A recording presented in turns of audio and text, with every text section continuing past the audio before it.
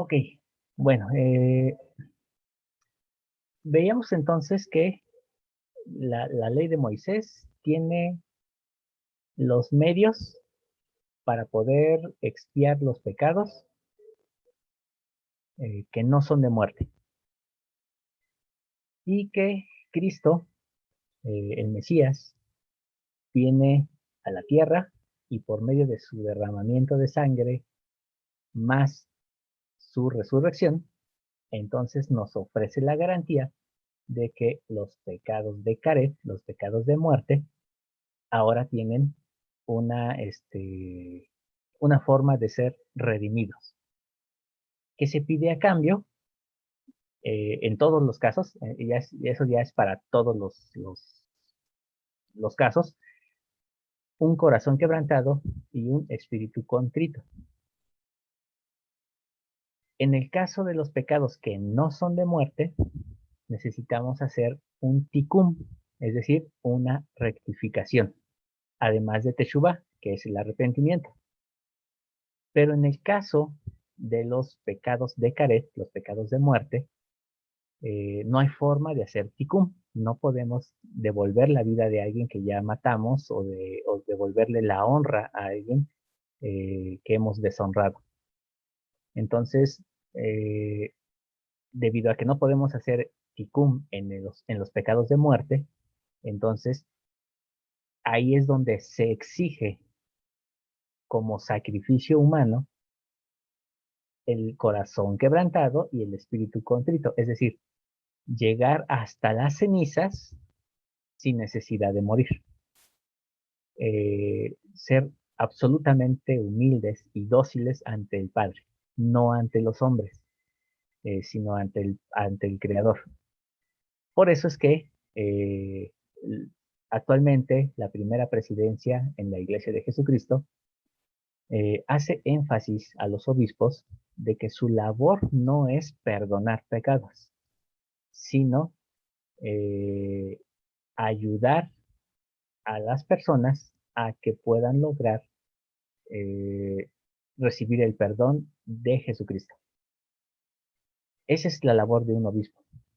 Eh, su, su, la imagen de un obispo es la misma que debe de existir en el Antiguo Testamento en el sumo sacerdote que ministraba en el templo. Es un medio para hacer conexión o para, vamos a decir así, reconectar. Es como el módem. Reconecta a la persona con Dios y permite que Dios baje su gracia y su misericordia hacia la persona.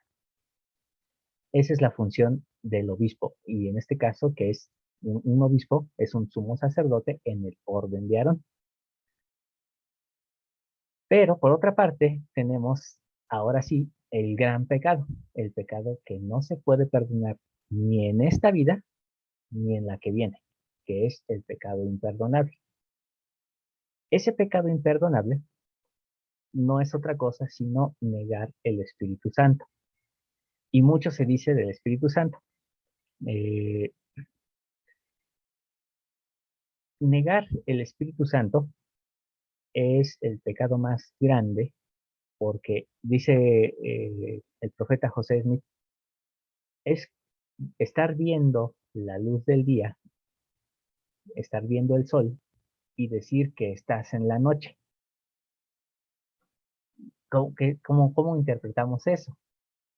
Bueno, es ver a Dios cara a cara, como lo vio Moisés, como lo vio Jeremías, como lo vio Isaías, y negarlo y decir Dios no existe. Jesucristo es un mito. Después de haber visto, ojo, después de haber visto a Jesucristo, negarlo, es decir, no hay, no hay Mesías. ¿Quién hizo esto? ¿Tenemos un ejemplo que nos pueda servir de referencia? Sí, el profeta Caín.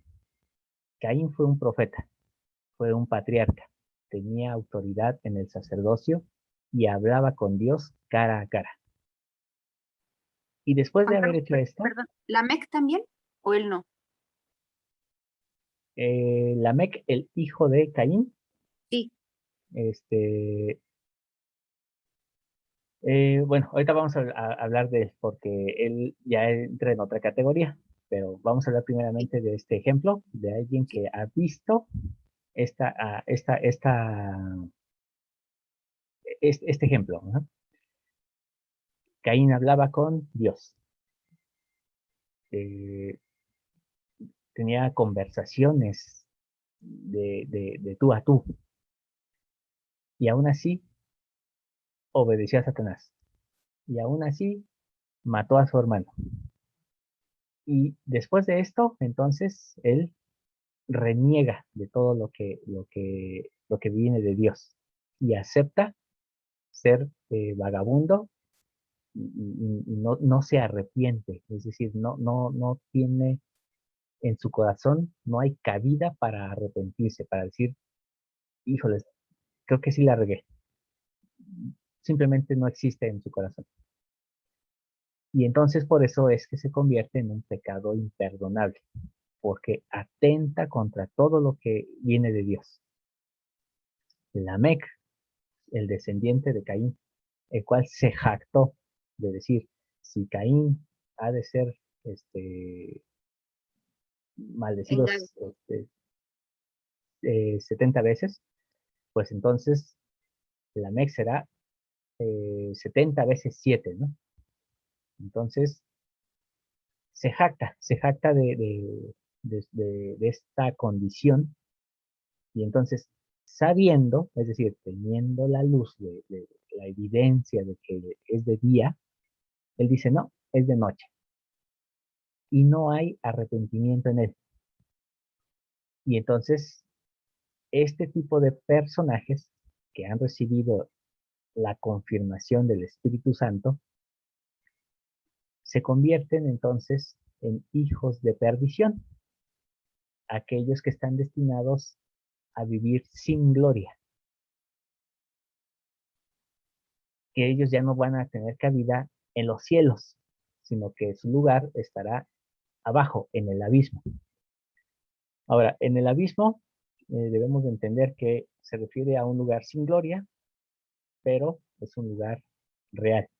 Eh, Algunos le han llamado infierno, simplemente es un lugar sin gloria. ¿Por qué? Porque han atentado contra el plan de salvación, negando a Dios y negando su obra. Generalmente, alguien que cae en esta condición no solamente niega a Dios, no solamente niega a Cristo, sino que es un asesino potencial, literalmente. Eh, es alguien que, además de ser un asesino, vive en constante adulterio y eso es algo que lo caracteriza. Por eso, cuando leemos en Tesalonicenses, en la segunda epístola, el apóstol Pablo habla sobre un tiempo futuro, en algo que tendría que ocurrir antes de la segunda venida de Cristo. Y él habla de un personaje llamado el Hijo de Perdición, que se manifestaría y que cuando Cristo llegara a la tierra, lo consumiría con el aliento de su boca, ¿no? Con sus palabras. Juan, el apóstol, lo llama el anticristo y es una figura que por sus características tendrá la condición de conocer a Dios, es decir, habrá tenido una relación estrecha con él, pero aún así eh, estará en unas condiciones para poder obtener dominio en el mundo, negar a Dios y aún hacerse pasar por él. Entonces, bajo estas condiciones que estamos hablando, Caín, Lamec, este hijo de perdición que profetiza Pablo y el apóstol Juan, entonces eso nos da una visión de que no cualquier persona puede ser un hijo de perdición.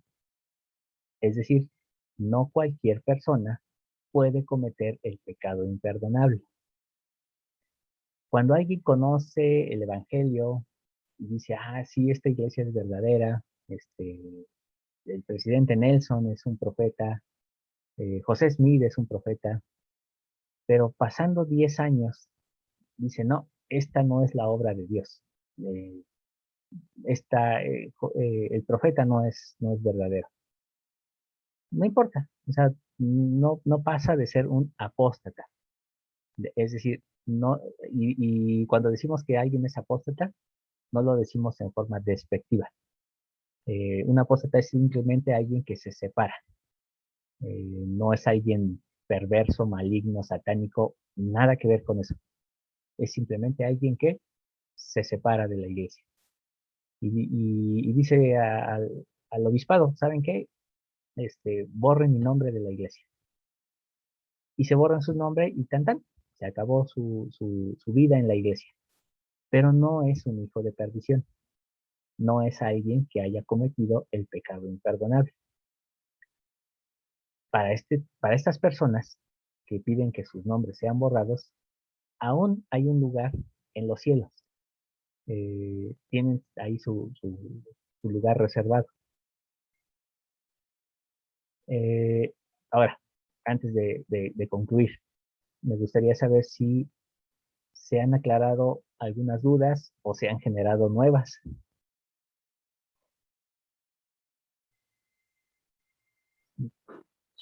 Yo creo que esta parte queda bastante clara para mí. Ok, gracias. Eh, Sí, también para mí. Muy bien. También para mí. Ok, muchas gracias, hermanos. Yo retomo nada más, no se le debe de confesar al obispo porque él no puede ni tiene llaves para perdonar.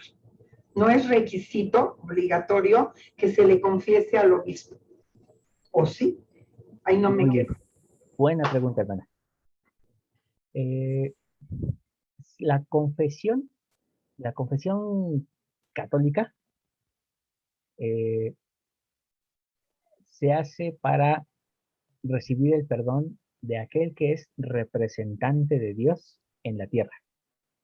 Eh, Bajo esa condición, se cree que el sacerdote no solamente es un representante de Dios. Recuerdan que les había dicho que el sumo sacerdote en el orden de Aarón es como el módem, está entre la señal que queremos recibir de Internet y nuestro equipo de cómputo o nuestro dispositivo. En el caso de la creencia católica, se ha enseñado que el sacerdote no solamente es un módem, sino es el Internet mismo. Y entonces el sacerdote tiene el poder para actuar como si fuera Dios. Y se atribuye el poder perdonar pecados. En el caso del Evangelio restaurado, eh, el obispo no es el Internet, no es simplemente un módem que puede ser reemplazado. Y en ese sentido, cuando nosotros confesamos al obispo, es para que nos ayude, para que nos diga cómo podríamos rectificar, pero no para que él nos ofrezca o nos diga, ah, sí, a partir de hoy ya te perdono. Hermana Maricruz. No, exactamente era lo que le iba a comentar. Es que tiene mucho que ver de un obispo a otro obispo, o que si tiene que estar allí el espíritu, porque, bueno, ya tiene tiempo que me cambiaron a un obispo, que ese obispo era un pan de Dios, en serio. No solo yo lo decía, lo decíamos todas las hermanas. Él, lejos de juzgar, de criticar, siempre daba consejos. Y luego, no, ahorita el que tenemos, Dios guarde, o sea, yo tuve mi entrevista con él, dije, no, él, como semana me sentí incómoda. A ver, espérame, estoy Perdón, hermana. y como dice bien la hermana, o sea, Es que se oye muy cortado. Si puede repetirlo otra vez, pero un poquito más lento. que tiene uno que visto si son el que nos quiere no, que le digo que yo estoy de acuerdo con la hermana, porque, pues, yo tampoco le hallo razón de que le tengamos que decir al obispo nuestras cosas y realmente no son grandes pecados. Ok, gracias, hermana. Hermana Rosalinda. Sí, yo di una opinión en esa ocasión. Cuando los mencionó, le dije entonces, tiene que ser como en la Iglesia Católica. Se van, se confiesan los pecados y todo para que dé la absolución el cura. Y dijo, no, porque él es un cura, yo soy un sacerdote y yo tengo las llaves. Es lo que a mí me impactó su forma de expresarse. Bien, hermana. Uriel.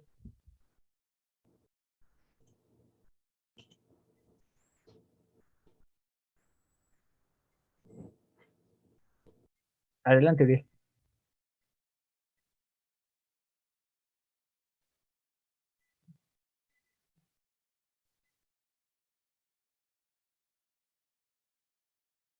Ok. Hermana Mariel. Sí, quizá este comentario aclare un poco respecto a confesar. En algún momento platiqué con un presidente de estaca muy instruido y dijo que en general podría definir como 3 tipos de perdón. El perdón de Dios, el perdón de la iglesia y el perdón personal. Él me enseñó que, él, con escrituras y todo, me dijo, bueno, el perdón de Dios es únicamente viene de Él y ese es el que importa, ¿no? Hay ciertos pecados y ciertos errores en donde requiere eh, cierta disciplina por parte de la iglesia. En ese sentido, viene el perdón de la iglesia, que es cuando se llevan a cabo consejos de membresía o quizá algunas suspensiones que lo ameriten de acuerdo a la transgresión, al pecado que se haya cometido, a la suspensión de derechos en cuanto a miembros, etcétera, etcétera. Y cuando el obispo determina de acuerdo al progreso del miembro, al arrepentimiento sincero del miembro, que ya no es necesario suspender estos derechos y el perdón personal. Y él me explicaba, quizá el perdón más difícil es el perdón personal. Muchas veces la persona ya hizo todo su proceso de arrepentimiento, ya confesó, ya si hubo una suspensión de derechos, ya se restituyó completamente y de todas maneras la persona sigue recordando a sí mismo que cometió un error. Esto no es correcto y ese es el perdón que a veces tarda más en llegar. Dijo, el perdón de la iglesia también es importante, pues, de acuerdo a lo que se haya cometido. Y el perdón de Dios únicamente, dice, no, también me explicó, no todos llegan necesariamente al mismo tiempo, no todos son necesariamente simultáneos, pero cuando se comete un error especialmente grave, sí es importante cumplir, bueno, llevar a cabo todos estos procesos. Y para eso es que el obispo es un juez en Israel, que es la primera persona con la que uno confiesa. Y si es necesario, bueno, pues ya trasciende a la estaca, ¿no? Bueno, solo lo decía como comentario porque me quedó más claro en este aspecto en cuanto al perdón de los pecados de en estas 3 categorías. Muy bien, hermana. Muchas gracias. Nos dice la hermana Jacqueline. La confesión es una parte del proceso de arrepentimiento. Confesarle al obispo no es porque él nos pueda perdonar, sino que nos ayuda a avanzar en el proceso para arrepentirnos y Dios nos pueda perdonar. Y caray, eh, bueno, nos dice la hermana Maricruz, entonces si está bien o está mal que nos confesemos como en la Iglesia Católica, ya que no me queda claro.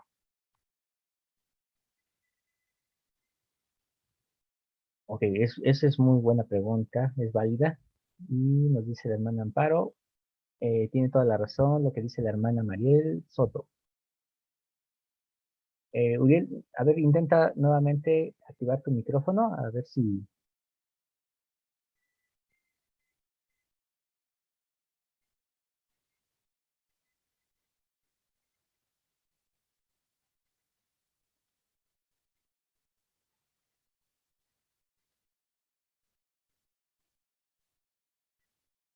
mm, me da un mensaje que dice solicitar para reactivar el audio, pero no responde el botón.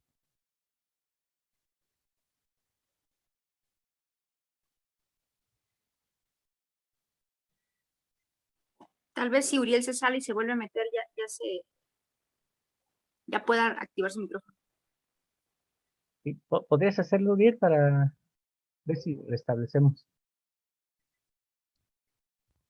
Bien, mientras regresa Uriel, para darle la palabra, yo quisiera, sobre este asunto de la confesión, eh, pedirles que vean al obispo no como un juez. Hay obispos, y yo lo sé, hay obispos que no solamente se sienten juez, sino se sienten Dios. Entonces, ahí yo lo que les recomiendo es oren por sus líderes, para que Dios les permita aterrizarlos. Pero ya en un sentido general, vean al obispo no como un juez. Ese es un asunto secundario.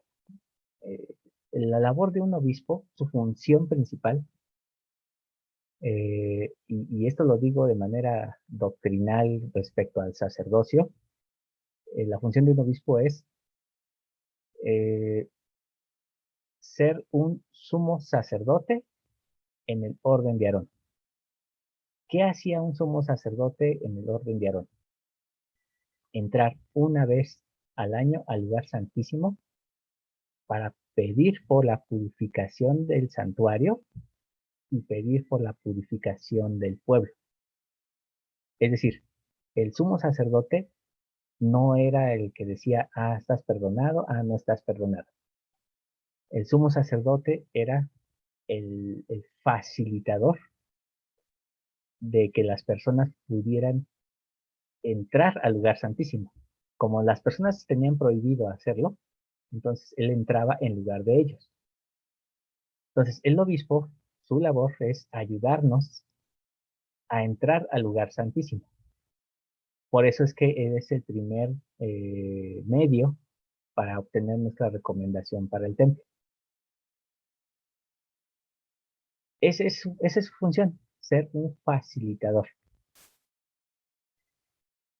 Nuestros pecados que no son de caret, no necesitamos confesarlos al obispo, porque si no, entonces estaríamos diario y diario y diario en la oficina del obispo. Entonces, nuestros pecados que no son de caret, no necesitamos confesarlos. Eso nosotros en nuestras oraciones, de manera genuina y sincera, podemos pedirle perdón a Dios. El apóstol Pablo también decía que debemos confesarnos unos a otros nuestros pecados. ¿Y qué significa eso? En algunas iglesias evangélicas, los hermanos a viva voz, gritando, dicen, es que yo fui prostituta, es que yo fui asesino, es que yo eh, era un adúltero. No necesitamos tampoco gritar en la reunión sacramental todos nuestros pecados. Cuando dice el apóstol Pablo, confesándoos unos a otros vuestros pecados, simplemente significa reconocer que somos pecadores y punto. Y que estamos precisamente en ese proceso de arrepentimiento. ¿Por qué? Porque es la forma en la que nosotros mismos nos aterrizamos, y a veces nos creemos más santos que alguien que se está incorporando a la iglesia o alguien que a lo mejor está pecando de forma diferente a nosotros.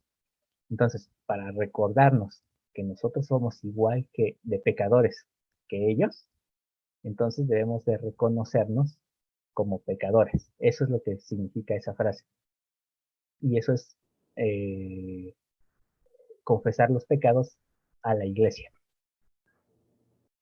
Y por otra parte tenemos los pecados que son de caré, los pecados de muerte. Esos son los confesables ante el obispo. Pero repito, para que nosotros le ayudemos al obispo a que se aterrice en la tierra, entonces debemos de reconocerlo como sumo sacerdote en el orden de Aarón. Es decir, vamos a él para que él nos diga cómo santificarnos, para poder purificarnos, no para que él nos perdone. Él nos va a enseñar cómo santificarnos. Ahora, el pecado no solamente es un hecho en sí. El pecado también acarrea algo aquí en la mente y algo en el corazón. En ese sentido, se convierte en una enfermedad, es una patología. Y desde ese punto de vista, ustedes recuerdan que había personas que tenían lepra. La lepra hacía que las personas fueran expulsadas del campamento. No podían convivir en el pueblo. Ahora, no hemos llegado hasta ese punto porque todavía no hemos avanzado en el estudio de la Torah, pero la lepra a la que se refiere la Torah no es una lepra física, no es algo real o una enfermedad de la piel. Es una enfermedad que se manifiesta en la piel, pero es espiritual. Entonces no había forma de sanar, no había un médico que iba a ver al leproso y ponerle ungüentos o cosas por el estilo. Simplemente se les expulsaba, es decir, se les suspendía sacándolo del campamento y cuando era sanado milagrosamente, entonces el enfermo iba con el sumo sacerdote, le mostraba que sus manos, su cabello, ya no tuviera señas de esa enfermedad. Y entonces el sumo sacerdote le decía, ok, estás sano, ve por tu sacrificio, ve por tu ofrenda y preséntala al templo y reincorpórate a la congregación. En ese sentido, el obispo nos ayuda a librarnos de la lepra espiritual que se guarda en nuestro corazón y en nuestra mente. Él nos debe ayudar, no nos debe condicionar. Debemos de quitarnos la imagen de que la iglesia es un club social. Eh, por eso es que es importante entender el Antiguo Testamento, principalmente la Torá, porque cuando desvinculamos el sacerdocio de Aarón del siglo XXI con el sacerdocio de Aarón de los tiempos de Moisés, entonces empezamos a reinterpretar el sacerdocio a la manera católica. Y eso es lo peor que podría pasarnos, porque entonces en lugar de avanzar, estamos retrocediendo. Nunca debemos de quitar la imagen de que el obispo es el sumo sacerdote, como lo hacía en los tiempos, en los tiempos del tabernáculo. Y entonces, nosotros cuando cometemos un pecado de muerte, es como si tuviéramos lepra en el corazón o lepra en la mente. Y el obispo nos va a ayudar a quitarnos esa lepra. Si es necesario, entonces tendremos que salir del campamento para después reincorporarnos. Pero hay algo interesante de esto. El sumo sacerdote no le decía al enfermo, vete, salte de aquí, sino que lo acompañaba. Y después, durante el proceso de sanación, les repito, no había médico, el sumo sacerdote salía a ver al enfermo, porque el enfermo no podía ir, no entraba al campamento para decirle, ya me sané, no, sino que tenía que ir el sumo sacerdote a buscar a los enfermos, revisarlos, y después, entonces regresaba. Si había alguien que era sanado, entonces se presentaba la ofrenda afuera del campamento. La pregunta aquí es, ¿cuántos obispos salen del campamento a visitar a los enfermos de aquí y a los enfermos de aquí, de la mente y del corazón? A veces las actividades administrativas absorben a los obispos y están más preocupados por llenar las papeletas que por ir a visitar a aquellos enfermos de lepra que están fuera del campamento. Esa es su misión principal. Ténganles paciencia a sus obispos. Oren por ellos. No es fácil la condición en la que se encuentran actualmente. El sacerdocio en la actualidad es, ay, perdón que lo diga de esta forma, pero eh, es casi un sacerdocio inexistente. Entonces, los pocos que hay trabajan poco. Entonces, a veces los obispos se saturan. Ténganles paciencia, ayúdenles con sus oraciones para que Dios los baje de su nube si es que están montados en su nube. Y nosotros no quitemos esa imagen de que el obispo, más que un juez, o sea, su función en realidad no es un juez, nosotros le hemos titulado juez, pero no es un juez, es un sumo sacerdote en el orden de Aarón. Si tenemos eso en la mente, entonces va a ser más fácil entender el proceso de sanación de nosotros y vamos a poder saber qué pecados sí tenemos que confesar y qué pecados no. Nos dice, déjenme revisar los mensajes. Le puse un mensaje a Uriel que usara su barra espaciadora, a ver si así puede comunicarse. Muy bien. Uriel, no sé si ya te puedes comunicar y si tienes algún comentario que haya quedado pendiente. Creo que todavía no se puede. Bueno, nos dice la hermana Amparo, dice, lo que debería de hacer la hermanita es orar por esta condición que ustedes están en duda y que el Señor les conteste si deben o no. Y pónganle mucha atención a su respuesta porque puede contestarles por medio de las escrituras o el susurro del Espíritu Santo o va a sentir arder en su corazón. La hermana Rosalinda nos comenta que está de acuerdo. La hermana Amparo dice, pero si somos obedientes debemos seguir el proceso indicado en nuestra iglesia. Nos dice exactamente cuando un obispo nos visita o por lo menos nos llaman por teléfono. Así es. Yo conozco mucha gente que se ha alejado de la iglesia, otros que han sufrido este proceso de tener que ser suspendidos o algunos incluso excomulgados. Pero les confieso algo, hay hermanos que por su amor a la iglesia, por su amor al evangelio, aún siendo excomulgados, persisten en asistir a la iglesia. Y hay otros que, dada la situación, se sienten avergonzados porque ese es el gran problema, que hemos crecido bajo la idea cristiana, católica, medieval, de que se nos debe castigar, de que se nos debe disciplinar. No es esa la función del obispo. La función del obispo es facilitar la restauración o la reincorporación al campamento. Entonces, ese es el gran problema, que tenemos que quitarnos esa idea de la mente.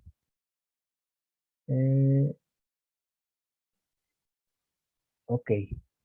Bueno, una disculpa por las fallas técnicas, no sé qué pasó con los micrófonos. Y bueno, la hermana Michael nos dice, es muy triste que solo les interesa los sobres de donación. Yo siento que los obispos, más que estar interesados en las donaciones, están preocupados por quién va a administrar todo eso. Yo he sido secretario de obispado y me consta que hay una presión muy grande por parte de las autoridades de más arriba con respecto a, se me olvidó el nombre, bueno, comprobantes de pago, si ya se hizo las facturaciones, cuántas actividades se hicieron, cuántas no se hicieron, números, números, números. Cuando la función del obispo sería personas, personas, personas. Entonces, roguemos, dice la escritura, rueguen porque el Señor envíe obreros a la mies, porque la mies es mucha y los obreros pocos. Y los pocos muchas veces somos neófitos y obsoletos. Entonces, que ojalá el sacerdocio de los varones pueda ser más efectivo. Llegará un momento en que se levantará alguna Débora. Bueno, se nos va a acabar el tiempo, ya nos quedan menos de un minuto. Gracias por haber asistido a esta clase. Si hay algunas dudas, pues por favor envíenme un mensajito para que podamos aclararlas. Cuídense mucho, les mando éxito en esta semana. Y pues nada más eso, porque ya nos va a dar tiempo de la oración. Les aprecio mucho, cuídense mucho, por favor, y les mando un abrazo. Igualmente, Gracias, hasta Juan. luego. Cuídate mucho. Cuídense, hermanos. Gracias. Gracias, Juan. Gracias, hasta el próximo lunes. Bye. Dios los bendiga. Ok, súper.